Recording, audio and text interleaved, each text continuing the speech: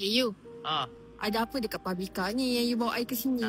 Bulan 7 kan? Dah bulan 7 kan sekarang. Dia setiap kali bulan 7 je mesti I akan ajak ex I tu pergi Publica. You bawa I pergi sini untuk ingat dekat ex you. Tak, I teringat je. I tak ingat pun, I teringat je.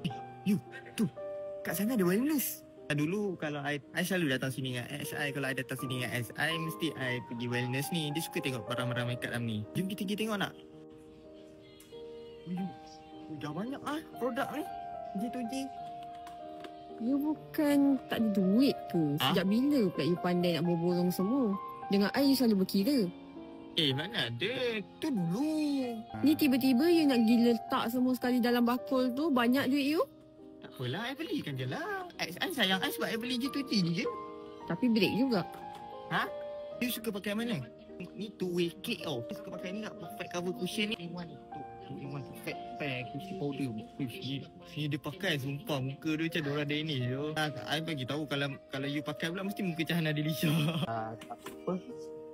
Muka akak macam muka ex saya. Sekarang you nak bayar kan? Bayar je lah. Nak pegang kad I jap. Nampak kad I balik. Benda ni? Tak, dulu ex I suka ni pakai pegang kad I. Kalau I keluar apa dia pegang kad I. Nanti I minta ke dia kalau nak bayar. Ni sabut lah sikit-sikit ex. Dah you. Dah beli dah. Ya? I rasa kan? I nak break lah. Kenapa? Tak boleh lah dengan orang yang sikit-sikit ex, sikit-sikit ex. I teringat je. Tak apa. Tak.